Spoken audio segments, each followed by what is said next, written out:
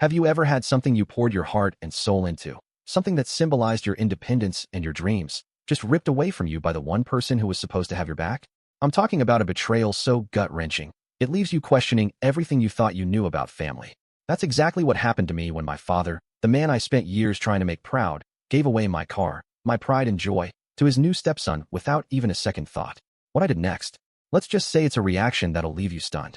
I'm still reeling as I think about that day, the anger and heartbreak crashing over me like a tidal wave, mixed with a desperate need to understand why he'd do this to me. This isn't just about a car. It's about years of unspoken pain, shattered trust, and the messy, complicated love that ties a father and son together, even when you want to walk away.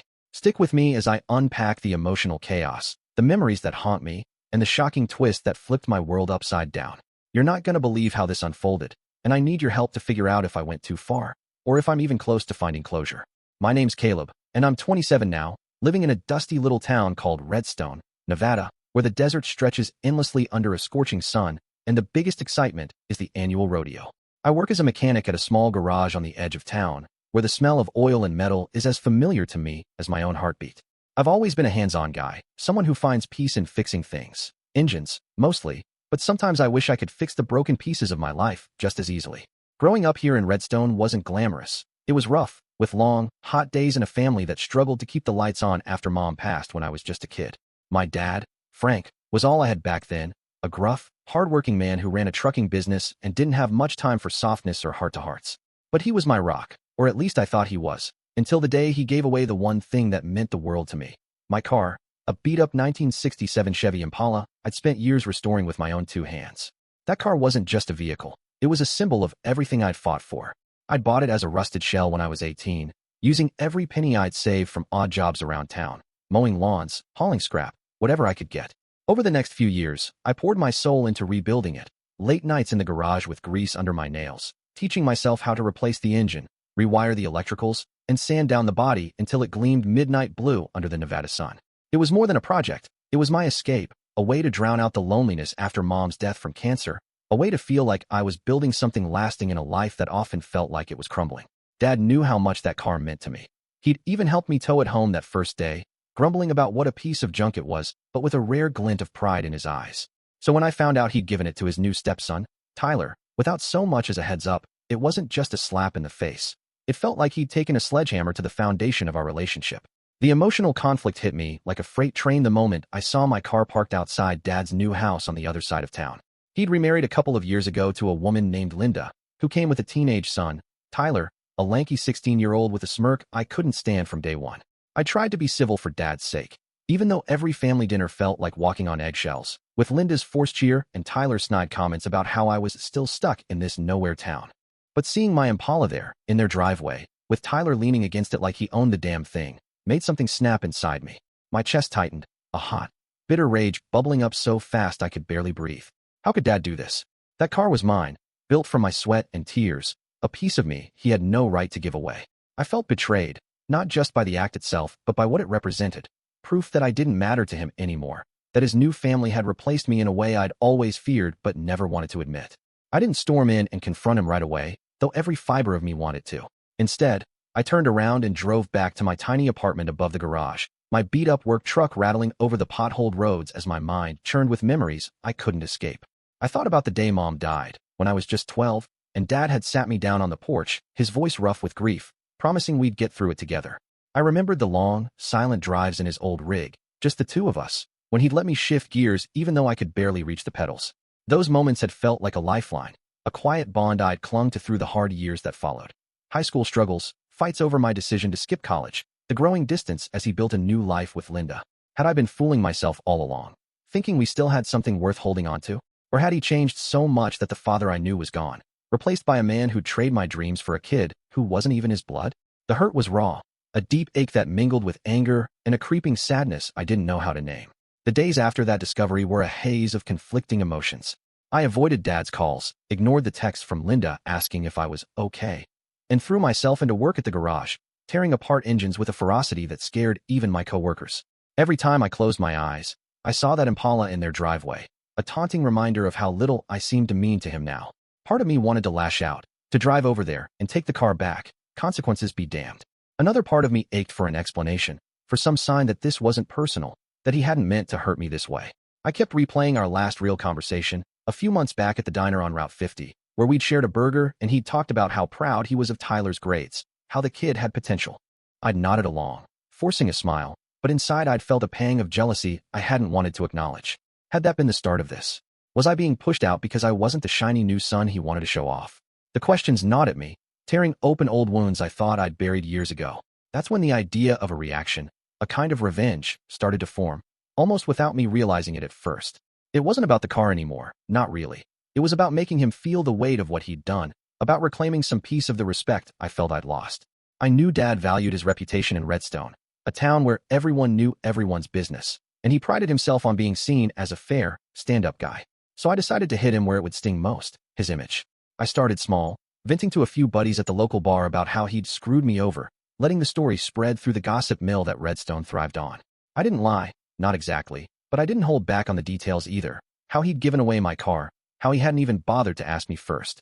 Word got around fast, and I heard whispers of people questioning his fairness, wondering if the new family had changed him. Then I took it a step further. I anonymously tipped off a local blog that covered town news, suggesting they look into how Dad's trucking business might be cutting corners to fund his new life. It was a low blow, and I knew it. But in the heat of my anger, it felt like the only way to make him see how much he'd hurt me. The fallout was messier than I'd anticipated, and it hit me harder than I expected. Dad showed up at the garage one evening, his face a storm of anger and confusion, demanding to know if I was behind the rumors.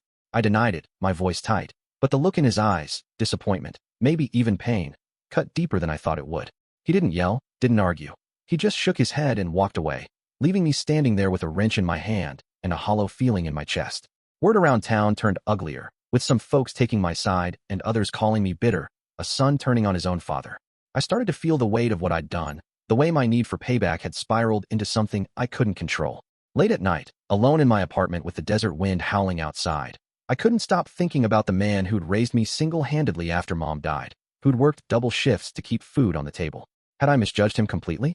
Was my anger blinding me to something I wasn't seeing? The guilt started to creep in, mixing with the still-fresh sting of betrayal, and I didn't know how to untangle it all. The unexpected twist came a week later, when I least expected it, and it turned everything I thought I knew on its head. I was working late at the garage, trying to lose myself in a tricky transmission repair, when Linda showed up out of the blue. I braced myself for a fight, figuring she'd come to chew me out for the rumors, but instead, she looked nervous, almost hesitant. She started talking, her voice low, and what she revealed hit me like a punch to the gut. She told me Dad hadn't given the car to Tyler as some kind of favoritism or slight against me. He'd done it because Tyler had been struggling, really struggling, after a rough patch at school, getting mixed up with the wrong crowd, and nearly dropping out. Dad thought giving him the car, something to take pride in and work on, might be a way to turn things around, to give him a project like the one that had kept me grounded as a teen. He hadn't told me because he didn't want me to feel like I was being replaced, and he'd planned to replace the car with something else for me, a surprise he was saving up for. But he'd miscalculated how much the Impala meant to me, how much it would hurt to see it gone without a word. Linda admitted he'd messed up, big time, but she begged me to see it from his side, that he was trying to be a father to both of us, even if he was stumbling through it. That revelation shattered the narrative I'd built in my head, the one where Dad had chosen Tyler over me, where I was nothing but an afterthought. Now, I saw it differently. He wasn't trying to push me out. He was trying to hold on to both of us, to fix something for Tyler the way he'd once tried to fix things for me. But understanding his reasoning didn't erase the pain of how he'd gone about it, the silence that had left me feeling so discarded.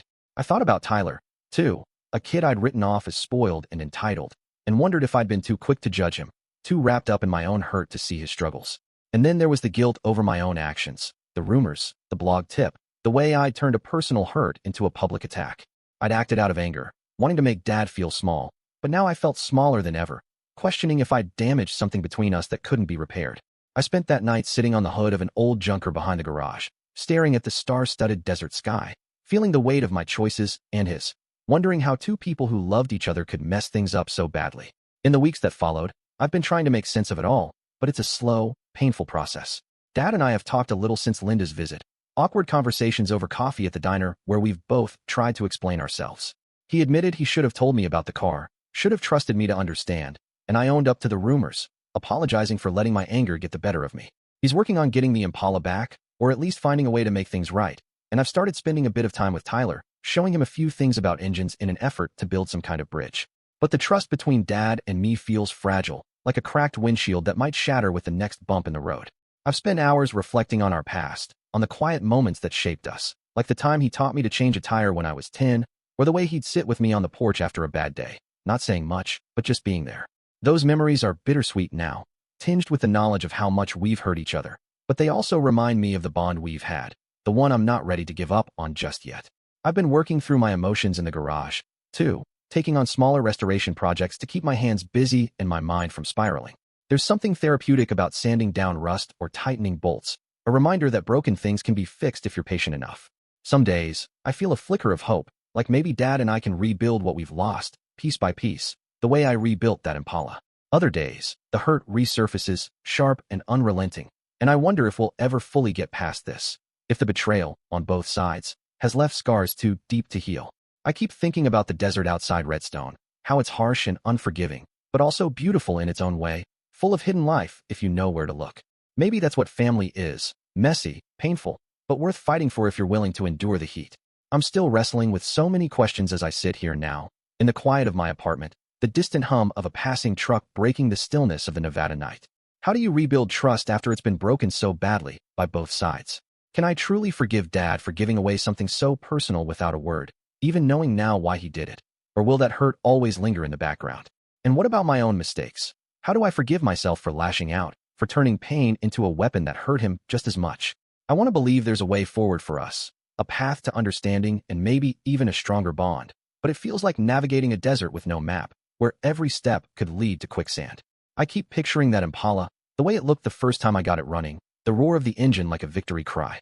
Maybe that's what healing could be, a slow rebuild, full of setbacks, but leading to something worth driving again. I'm sharing this story with you because I'm still searching for answers, still trying to navigate the complicated mess of love, hurt, and family that defines my relationship with my dad. Have you ever felt betrayed by someone you loved, only to learn their actions came from a place of struggle you didn't see at first? How did you find a way to forgive, or did you decide to walk away instead? Maybe you've grappled with guilt over your own retaliation, wondering if you crossed a line you can't uncross. How did you make peace with that? I'd love to hear your thoughts, your experiences, because I believe we can learn from each other's journeys.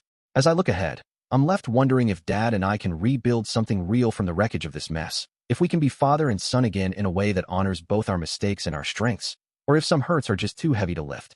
Thank you for listening to my story, for being here through the pain and the uncertainty. I'm eager to hear your advice as I try to figure out what comes next in this raw, heartbreaking, and maybe hopeful chapter of my life.